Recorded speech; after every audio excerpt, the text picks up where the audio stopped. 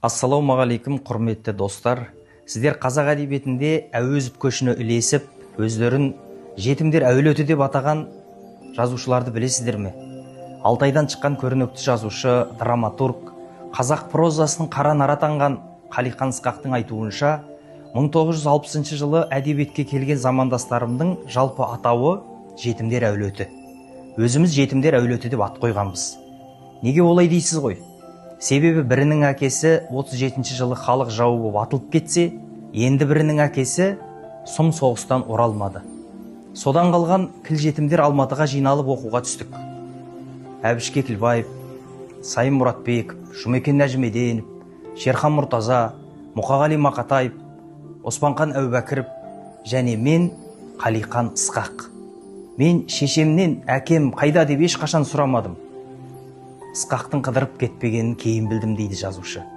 Әбіш Кекілбаевтың анасы бір отырыста былай депті: біз Алматыға бір жетімді жетектеп жеткен жесірлерміз, менің балаларыма тіл тигізуші болмаңдар деп жекіп тастаған екен. Осы қалаған айтқан жетімдердің қазақ әдебиетіне әкелген еңбектері атан түйегі жүк болады. Ақын жазушылар ауылда туып, Алматыда өледі деген тәмсіл бар. Бәлки солай шығар. Қалағанның ел жұрт арасында тарап кеткен бір ғажап сөзі: мен 50 жылдан астам уақыт, тіпті 60 жылға жуық Алматыда тұрып жатырмын, бірақ вокзалда жатқан сияқтымын дейді. Иә, Алатау Қалағанға өгейлігін көрсетпеді.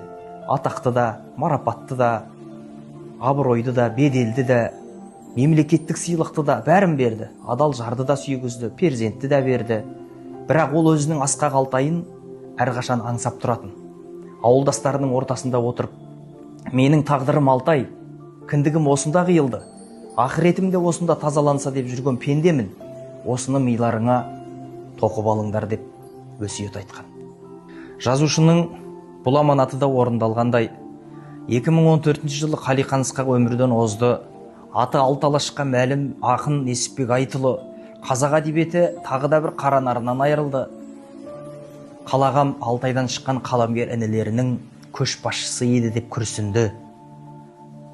Қалиқан Ысқақтың асыл сүйегімен Алматы жұртшылығы Қазақстан жазушылар одағының қара шаңырағында қоштасып, бір топ ақын жазушылар Қалағанның асыл сүйегін алып Алатаудан Алтайға аттанды. Сөйтіп, қара сөзден қамшы үрген Алтайдың асқақ өр ұлы, өзінің жерінде 7 күнді мал семірген қасиетті Қатонқарағайы, өзі айтқан Отыкені, түгін тартса майы шыққан Топқайыңын әкеп жерленді. Құрметті оқырман, сіз Қалағанның қай шығармасымен таныссыз? Әрқайсымыздың көкейімізде айтылмаған сыр, әрқайсымыздың артымызда бұлың-бұлың із қап.